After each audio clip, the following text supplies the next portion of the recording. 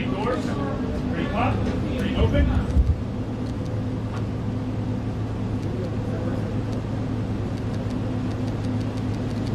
Ready close? Ready shut? Ready face? President Trump, sir, President Trump, your message to Christians during this Holy Week, sir, the start of Holy Week. Do you have a message for Christians, sir, during this Holy Week, sir?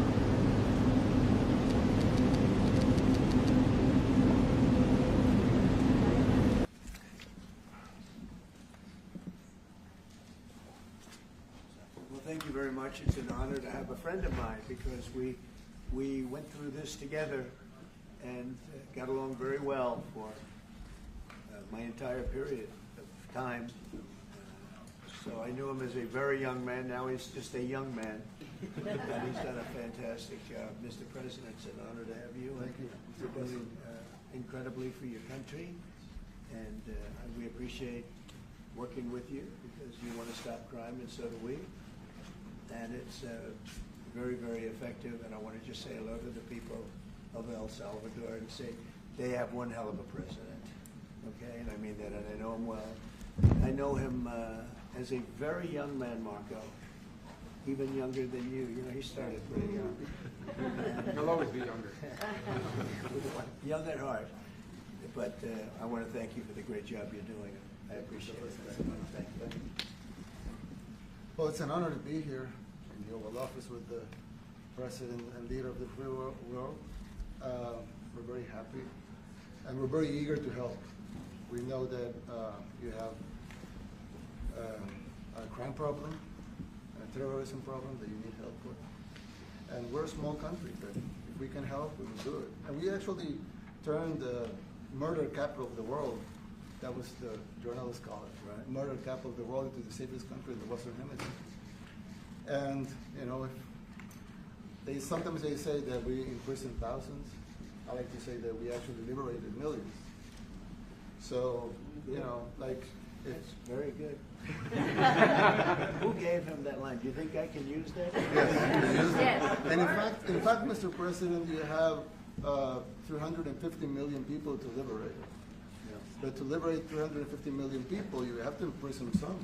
You know, that's the way it works, right? You cannot just, you know, free the criminals and think crime's going to go down magically. You have to imprison them so you can liberate 350 million Americans that are asking for the end of crime and the end of terrorism. And it can be done. I mean, you're doing it already. And I'm sure that people have seen the change in the streets. A long way to go because you're just initiating your second term. But it's clear that, you know, with the numbers at the border, you know, even in Democrat-run cities, they get a help from the work you're doing.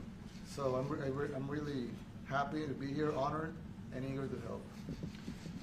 Well, we had a terrible thing happen. We had an administration that allowed people to come in freely into our country from not only South America, but from all over the world, many from the Congo in Africa, Asia, all over the world, Europe, rough parts of Europe.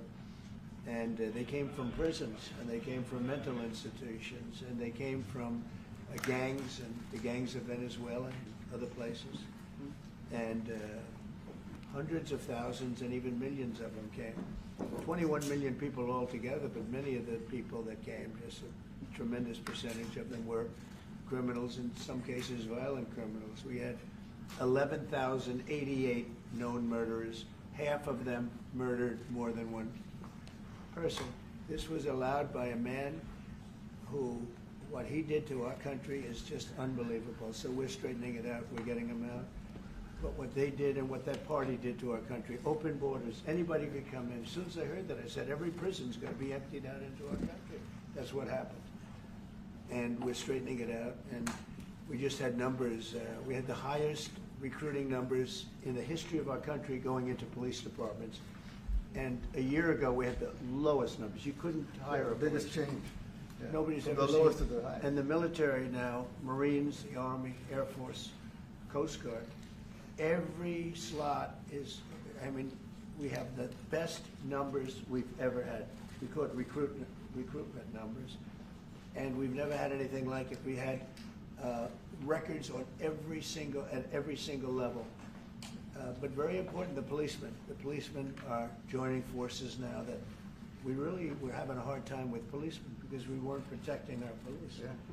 And we cherish our police. The police are great, and the firemen and everybody else. But we have the highest numbers that we've ever had, the most enthusiasm. Great enthusiasm on trade and other things. We're doing great. We're taking in billions and billions of dollars. We made 2 weeks ago, I gave them a little bit of a pause because, you have to show a little flexibility, but we go back to what we have to do. The markets have been very strong once they got used to it, but we were losing $2 billion a day. There's no company big like this. This is the biggest deal ever made. Now we're making $3 billion a day. We're a great country, but we had stupid people running this country, and I can say it. But what they've done to us at the border should never and can never be forgotten. It's a sin, what they did, and you are helping us out, and we appreciate it. Actually, what you're doing with the border is remarkable. It has dropped, 95%? It's incredible. Okay. As of this morning, 99%, 99.1% to be exact. Why are those numbers not in the media? Well, they get out with the fake news, like CNN. CNN over here doesn't want to put them out because they don't like putting out good numbers. They only like putting out because I think they hate our country, actually. Yeah, but it's a shame. You're right. Isn't that a great question? Why doesn't the media? Why don't they put out numbers? Yeah, 99%. I mean, it's crazy, right? We're doing It's great. a crazy turnaround. Christy, could you maybe say a couple of words about the border? How we're doing? It's just been absolutely phenomenal what a great leader can do. Clear direction. Our laws matter.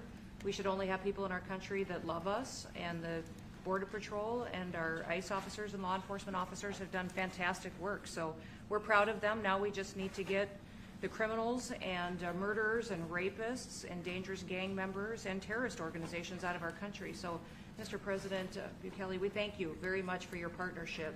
It has been wonderful for us to be able to have somewhere to send the worst of the worst and someone to partner with.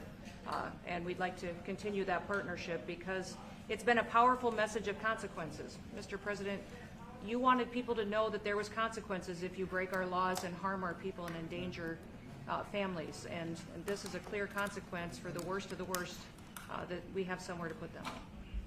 Thank you very much. Yeah, we even had this gang member from Venezuela, one of the ones you sent, and we interviewed him just to get some information, etc. from them. And he said, oh, well, I got arrested 6 times, but they released me the 6 times, so I should be released again. And then we said, well, what's the last thing you do? And he said, well, I shot a cop in the leg, but I didn't kill him. I just shot him in the leg. And we're like, this guy was arrested 6 times here in the United States, 6 times.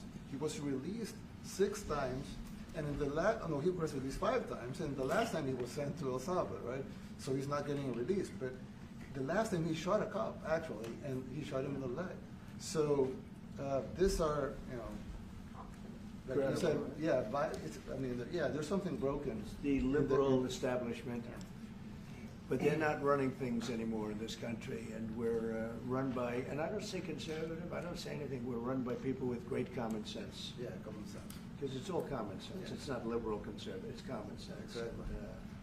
And, do you allow men to play in women's sports? Do you allow men to box your women and box? Because I know you have a lot of boxing. That's violence. That's abuse of a violence woman. against women. It's abuse of a woman. Totally. But we have people that fight to the death because they think men should be able to play in women's sports. And some of those sports, it wouldn't matter much, but it still matters. But some of them are very dangerous for women. Some years ago, like you said, a decade ago or so, women rights movements were pressuring so that we enacted specific laws to avoid men abusing women. And I think those laws were great because there were a lot of men abusing women. But now some of the same people are trying to backtrack on that and actually trying to make new laws allowing men to abuse women in sports. So actually that doesn't make sense. It doesn't make sense. It's crazy. They have weightlifting records, right? Yeah. A woman gets up, looks like she's incredible. A guy gets up and beats her by 100 pounds. What are you going to do? A record that hadn't been broken in 18 years. You know, they put on an ounce, quarter of an ounce, eighth of an ounce for 18 years. Now they have a guy come up, ping. The whole thing is crazy. But they continue to fight. And I don't like talking about it because I want to save it for just before the next election. I said to my people, don't even talk about it because they'll change. And well, but I watched this morning, there was a congressman fighting to the death for men to play against women in sports. And you say to yourself, why? What are they doing, right? What are they doing? But your country's not too big in that. No, of course not. We're big in protecting women. Good. Yeah. That's right. It's a very important form of protection. Yeah. And as you can see, most of my cabinet are women, so. That's impressive. Yeah. That's why you're And running. they're not DEI hires or anything. They They're can just be great good. at what they do, right?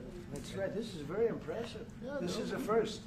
We've had women, but we've never had 3 of them right here. That's 4 and 3 And men. look what we have. You guys feel a little bit mistreated? That's good. I like it. We've been advanced. I've been very advanced in that regard too. We have Pam, who's been so Yes, I know. fantastic. Christy.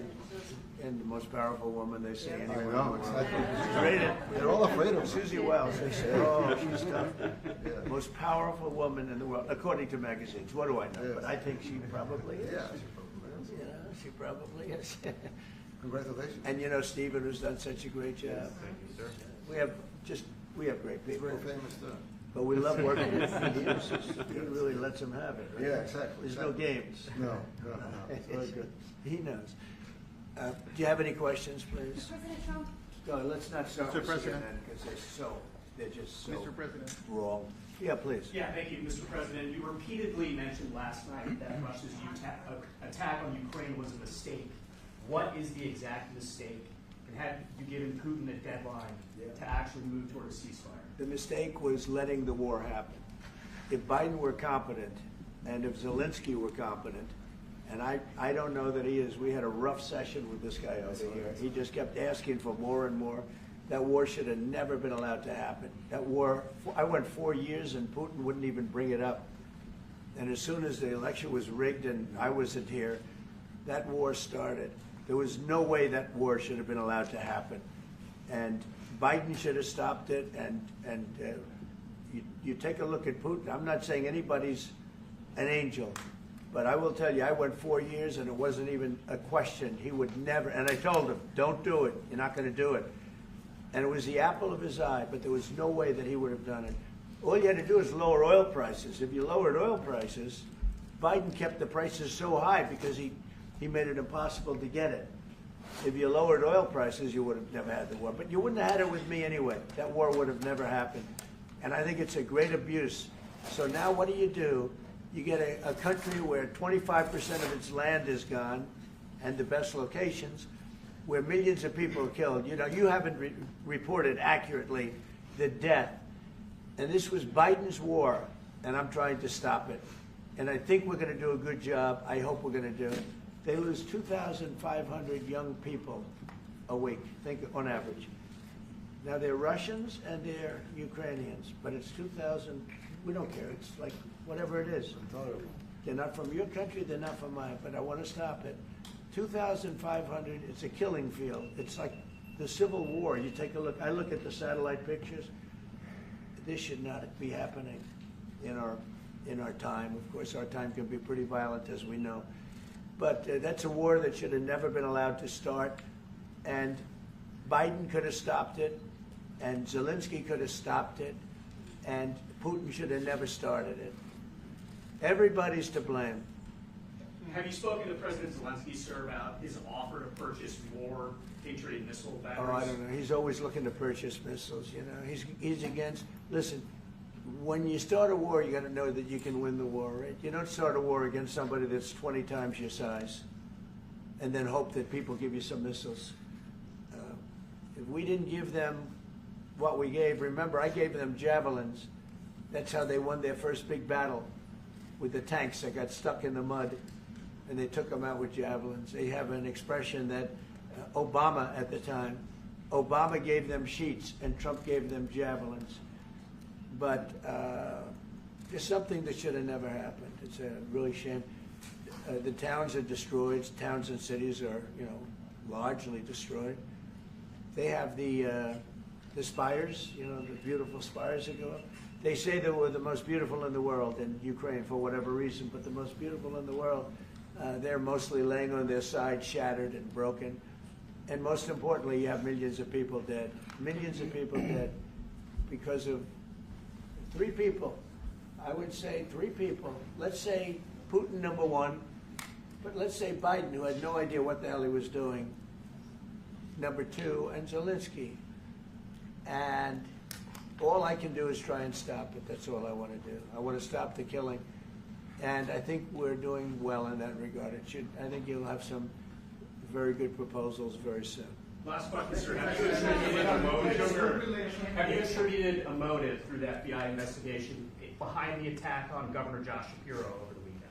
No, I haven't, but the attacker was not a fan of Trump, I understand, just from what I read and from what I've been told. The attacker basically wasn't a fan of anybody. It's probably just a whack job. And certainly a thing like that cannot be allowed to happen. Good relation with President Bukele, the best guarantee that this time you won't terminate the temporary protected status. I have a great relationship with this man. I have the best relationship with him. We've known each other. I've known him since he was a very young man, as I said, very, very young, and I was impressed. I said, look at this guy is. In fact, you sort of look like a teenager. You look like a teenager. I said, what kind of a country is this? He grew up well in the last 5 years. Do you support the extension for nationals of El Salvador under I temporary support protected him. status? Do you plan to ask him? Let's hear the question from this very low-rated anchor at CB. Thank you, President. Do you plan to ask President Bukele to help return the man who your administration says was mistakenly deported? The man who was mistakenly deported to El Salvador? Well, let me ask Pam, would you answer that question? Sure, President. First and foremost, he was illegally in our country. He had been illegally in our country. And in 2019, 2 courts, an immigration court and an appellate immigration court, ruled that he was a member of MS-13 and he was illegally in our country. Right now, it was additional paperwork had needed to be done. That's up to El Salvador if they want to return him. That's not up to us. The Supreme Court ruled, President, that if, as El Salvador wants to return him, this is international matters, foreign affairs, if they wanted to return him, we would facilitate it, meaning provide a plane. So will you return him, And you are doing a great job. Thank you. ¿Usted estaría dispuesto Stephen a Miller, wait a minute. Can you just also respond to that question? Because, it's asked by CNN, and they always ask it with a slant, because they're totally slanted, because they don't know what's happening. That's why nobody's watching them. But would you answer that question also, please? Yes, gladly. So, as Pam mentioned, there's an illegal alien from El Salvador. So, with respect to you, he's a citizen of El Salvador. So, it's very arrogant even for American media to suggest that we would even tell El Salvador how to handle their own citizens as a starting point. As 2 immigration courts found that he was a member of MS-13. When President Trump declared MS-13 to be a foreign terrorist organization, that meant that he was no longer eligible under federal law, which I'm sure you know, you're very familiar with the INA, that he was no longer eligible for any form of immigration relief in the United States. So he had a deportation order that was valid, which meant that under our law, he's not even allowed to be present in the United States and had to be returned because of the foreign terrorist designation. This issue was then, by a district court judge, completely inverted, and a district court judge tried to tell the administration that they had to kidnap a citizen of El Salvador and fly him back here. That issue was raised to the Supreme Court, and the Supreme Court said the district court order was unlawful, and its main components were reversed 9-0 unanimously, stating clearly that neither Secretary of State nor the President could be compelled by anybody to forcibly retrieve a citizen of El Salvador from El Salvador, who again is a member of MS-13, which, as I'm sure you understand, rapes little girls, murders women, murders children, is engaged in the most barbaric activities in the world, and I can promise you, if he was your neighbor, you would move right away. So you don't plan But to the ask for Supreme a Court's to get asking it back? to, And that- what was the Facilitate ruling his release. in the Supreme Court, Steve? Was it 9-0? Yes, it was a 9-0 In our favor. in our favor against the district court ruling, saying that no district court has the power to compel the foreign policy function of the United States. As Pam said, the ruling solely stated that if this individual, at El Salvador's sole discretion, was sent back to our country, that we could deport him a second time. Well, No version of this legally ends up with him ever living here because he is a citizen of El Salvador. That is the president of El Salvador. Your questions about it, per the court, can only be directed to him. I asked ¿Usted lo President liberaría, Bukele, Presidente what is Bukele? can President Bukele weigh in on this? Do you plan to return him? Well, I'm supposed to not suggesting that I smuggle terrorists into the United States, right? It's I mean, always how can I smuggle? How can I return him to the United States? Like I smuggle him into the United States, or what do I do? Of course, I'm not going to do it.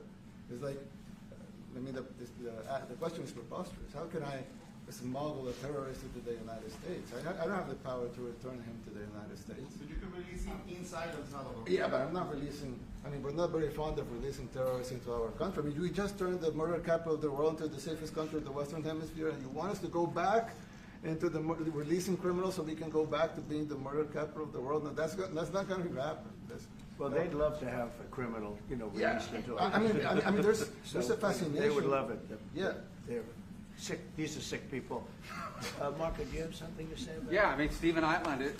I don't understand what the confusion is.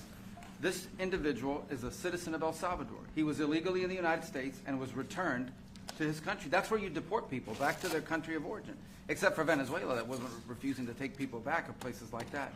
I can tell you this, Mr. President. No, the foreign policy of the United States is conducted by the President of the United States, not by a court. And no court in the United States has a right to conduct the foreign policy of the United States. It's that simple. End of story.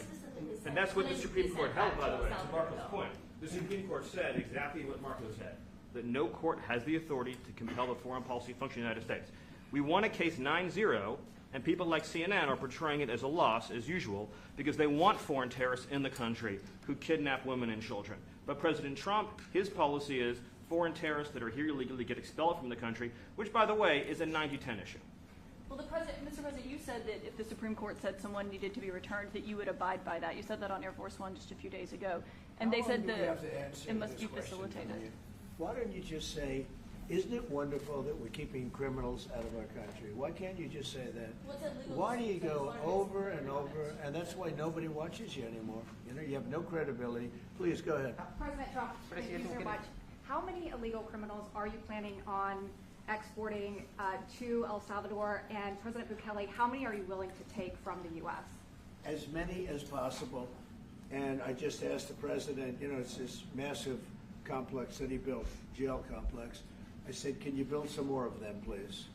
As many as we can get out of our country that were allowed in here by incompetent Joe Biden through open borders. Open borders. You probably hear open borders and you can't even understand it because nobody can understand. Nobody smart or with common sense can understand it. So we have millions of people that should not be in this country that are dangerous. Not just people, because we have people, but we have millions of people that are murderers, drug dealers. They've been allowed to come into our country by other countries that were very smart.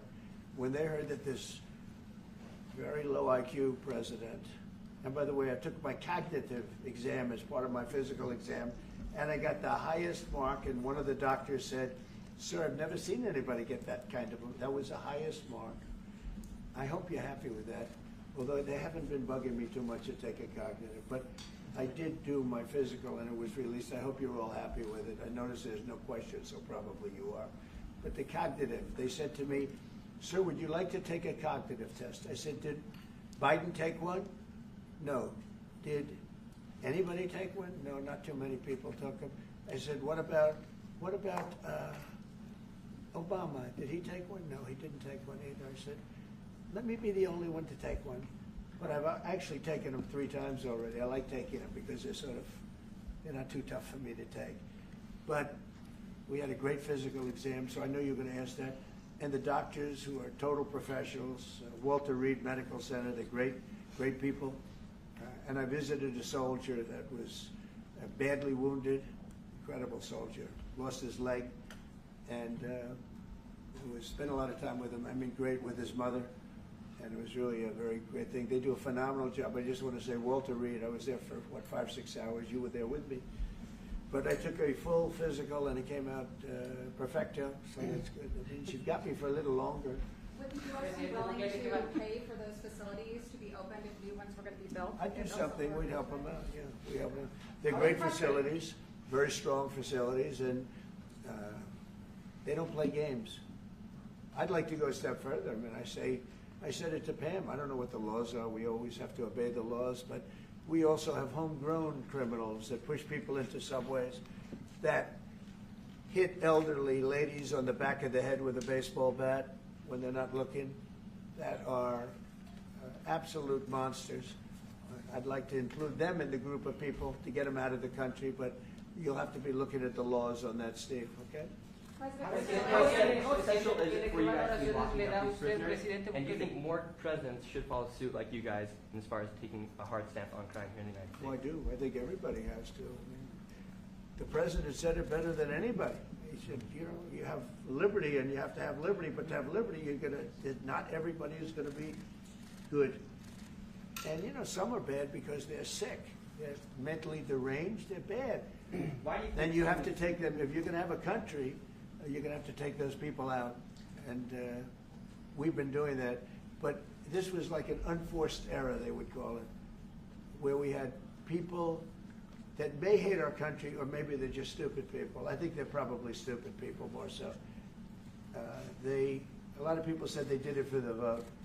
But I did better with Hispanic people than they did, because they always use Hispanic. I did better. You people love me. I saw my poll numbers in your country up through the roof, right? 91%. No, some people think they do it for the vote. But they don't have to do it for the vote. They cheat, you know, they're professional cheaters. That's about the only thing they do well. So we just have had a great relationship, and it's become bigger because of a strange thing that happened. You know, I came back.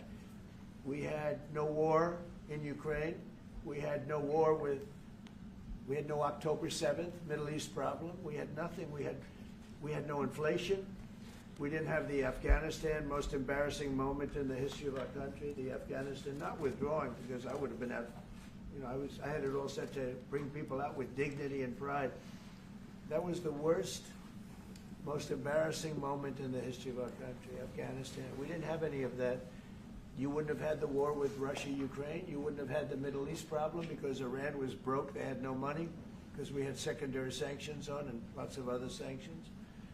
And now every single thing, got a problem with Iran, but I'll solve that problem. That's almost an easy one. We got to solve a war that should have never started, Ukraine and Russia, and we'll get that solved. And we have to solve problems, and we already solved inflation. You know, if you look at the numbers are incredible, actually. Stock market's up, and we're not letting other countries take advantage of this country like they have for the last 40 years. So thank you very much. You have a question, please? Yes, Mr. President, thank you so much.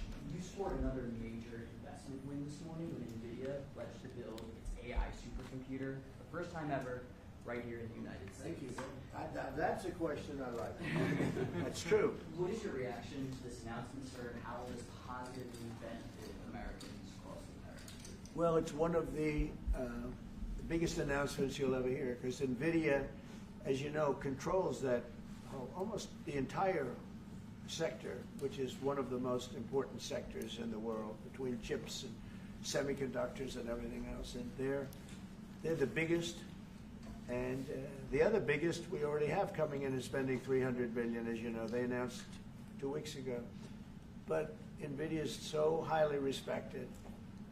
And this was an announcement that a lot of people, I knew it was going to happen, but not to the extent that it happened. It's big. And the reason they did it is because of the election on November 5th and because of a thing called tariffs, as I say, the most beautiful word in the dictionary. After love, God, relationship. The press actually hit me and said, tariff is the most beautiful word in the dictionary. What about family, love, God. I got hit even on that. You understand? I said, okay. So now I say it's my 5th most favorite word because they get you on anything. But no, that NVIDIA, it's one of the great companies of the world, modern, super modern companies, controls segments that nobody, sort of controls the world in a sense, and they're coming in here in the biggest way with hundreds of billions of dollars. Not like millions of dollars, hundreds of billions of dollars, and I'm honored by it.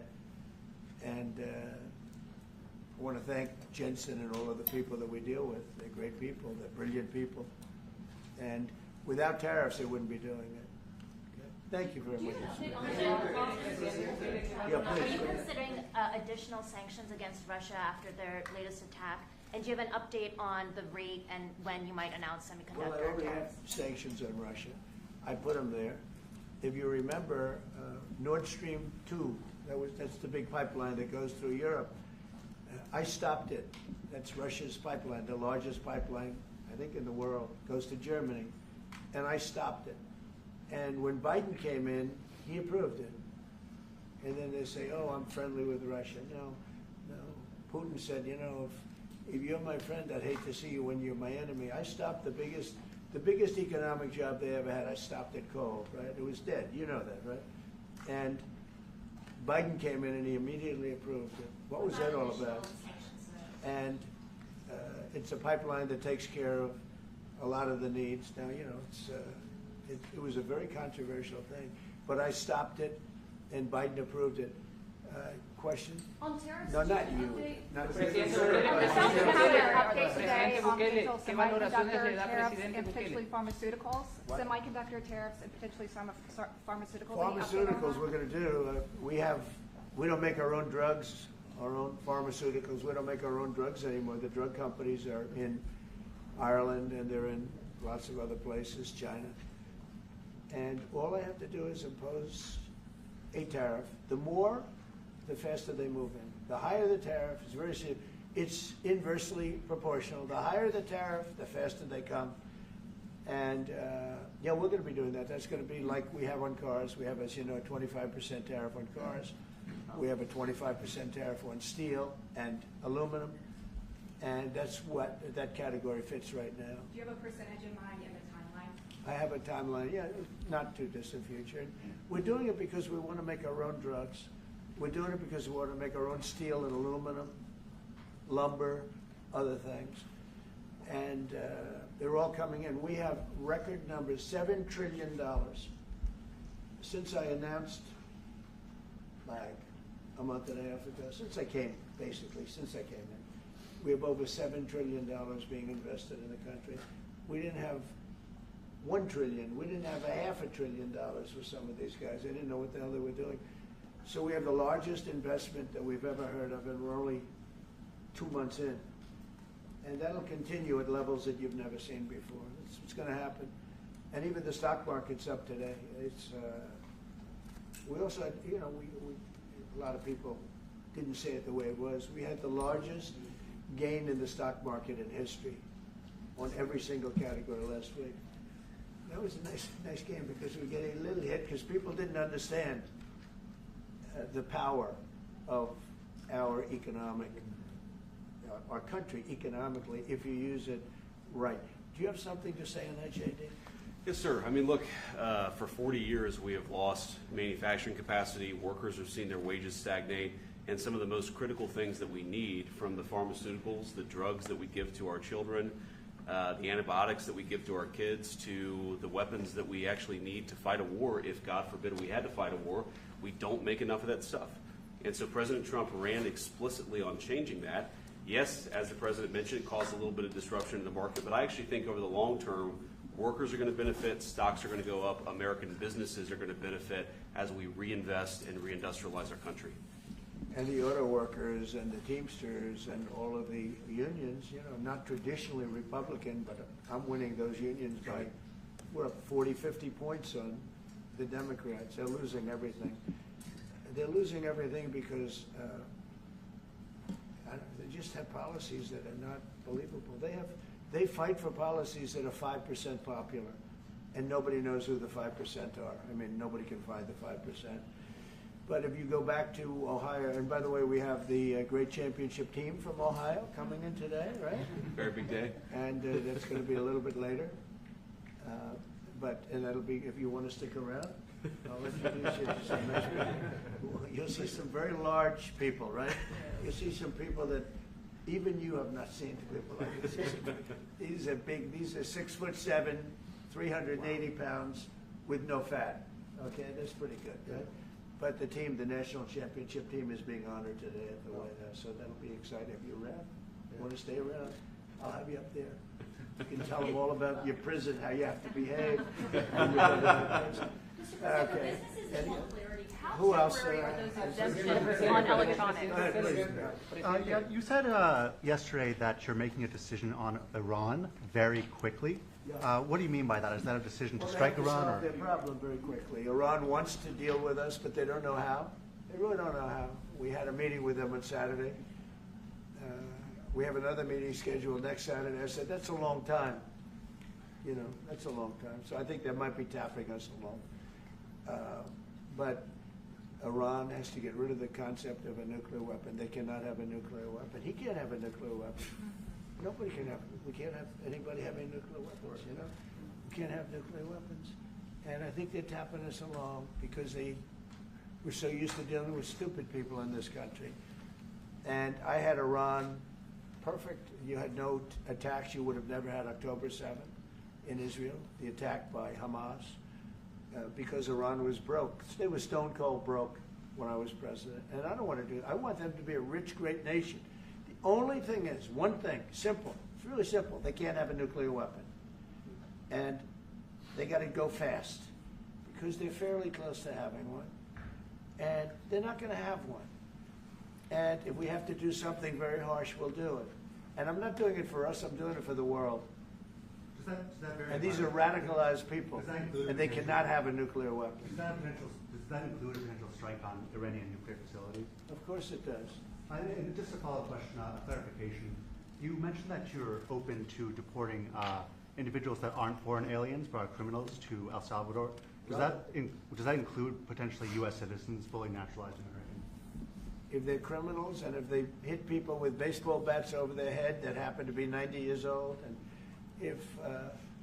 if they rape 87-year-old women in Coney Island, Brooklyn, yeah, that includes them. What do you think? There's a special category of person? They're as bad as anybody that comes in. We have bad ones too, and I'm all for it because we can do things with the president for less money and have great security.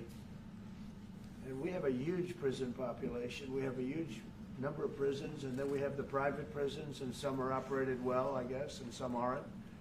But he does a great job with that. We have others that we're negotiating with too. But no, if it's a homegrown criminal, I have no problem. Now, we're studying the laws right now. Pam is studying. If we can do that, that's good. And I'm talking about violent people. I'm talking about really bad people. Really bad people. Every bit as bad as the ones coming in. And I made the statement when I heard about this a long time ago now, 4 years ago. When I heard that this guy was having open borders, I said every single criminal from all over the world is going to be dumped into our country. And that's what happened. The jails of the Congo were emptied out. The jails of Venezuela were emptied out. And you know what happened? Their crime went way down. But now Venezuela has other problems. You know what the problem is? They have no money. Yeah. Because I shut off their oil, and we put secondary tariffs because they're not doing what's right over there. They know what to do. We spoke to them. I spoke to them. They know what to do. But they have no money. Venezuela has no money. But Iran had no money. And Iran behaved so beautifully. And then Biden took all those secondary tariffs on tariffs on. I told China, you can't buy oil. If you buy oil from Iran, China, I told it to President Xi, then we no longer want you to do business with the United States of America. And those ships disappeared from that harbor so quickly. China. Get along great with China. Are the talks with Iran productive? Do you want to continue that? The talks with Iran. Do you believe those are productive? Do you want to continue that? I think Iran could be a great country as long as it doesn't have nuclear weapons. If they have nuclear weapons, they'll never get a chance to be a great country. They will never get a chance. It won't even come close. Sir, on tariffs? Yeah. Yeah, thank you. Yesterday you mentioned short-lived product exemptions. Which specific products are you considering, and how long is short-lived? Weeks, months? I'm looking at something to help some of the car companies where they're switching to parts that were made in Canada, Mexico, and other places, and they need a little bit of time because they're going to make them here, but they need a little bit of time. So I'm talking about things like that. What about any Apple products, other cell phones? Look, I'm a very flexible person. I don't change my mind, but I'm flexible. And you have to be. You just can't have a wall and you'll only go. No, sometimes you have to go around it, under it, or above it. There'll be maybe things coming up. I speak to Tim Cook. I helped Tim Cook recently, and that whole business. I don't want to hurt anybody, but the end result is we're going to get to the position of greatness for our country. We're the greatest economic power in the world if we're smart. If we're not smart, we're going to hurt our country very badly. We lost with China over the Biden years trillions of dollars on trade. Trillions of dollars. And he let them fleece us. And we can't do that anymore. And you know what? I don't blame China at all. I don't blame President Xi. I like him. He likes me. I mean, who knows? Who the hell cares? Do you have any updates on talks? But you know with what? China? What? Do you have any updates for the talks with China? No, let me just tell you this. I don't blame China. I don't blame Vietnam. I see their meeting today. Is that wonderful? That's a lovely meeting. They're meeting, like trying to figure out how do we screw the United States of America. Don't forget, the European Union was formed to do just that. The European Union was formed to hurt the United States and on trade. And they get us on NATO because they don't pay their bills. But now, since I got involved, they have been paying their bills. I took in over $600 billion for NATO. Nobody took in anything. I mean, they were all delinquent. They had 8 nations out of 28 paid their bills. The rest of them were way delinquent. And I said, if you don't pay your bills, we're not going to protect you anymore. And the money poured in over 600. The Secretary General last week made that statement. He said, I've never seen anything like it. We couldn't get anybody to pay because the United States was footing the bill for NATO. Well, we got hurt there, and we got hurt on trade, likewise, European Union. And they've got to come to the table, and they're trying to. They're trying to. But the European Union has taken terrible advantage. They don't take our food products. They don't take our cars. We have millions of their cars, BMW, Volkswagen, Mercedes-Benz, many others. They come in by the millions. They don't take, there are no Chevrolets in Munich, I can tell you that. I said to Angela Merkel when she was there, as she was letting millions of people infiltrate Germany, which was not so good from, we would call them illegal immigrants, but she made them legal. But I said to her, and I get along with her very well, I said, how many Chevrolets do we have in Munich or Frankfurt? Why, none, Donald, none. I said, you're right. And yet we take in millions and millions of cars. No, those days are over. Okay, thank you very much, everybody. Thank you, guys. Thank you, guys. Thank you, guys. Mr. President, can you comment on the FTC's case against Meta and Mark Zuckerberg? Thank you, Press. Thank you, Nayib. Thank you. Thank you, Press. Let's go. Thank you. Let's go.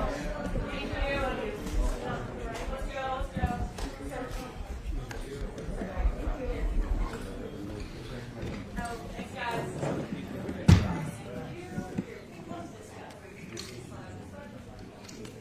Thank you. Thanks, guys.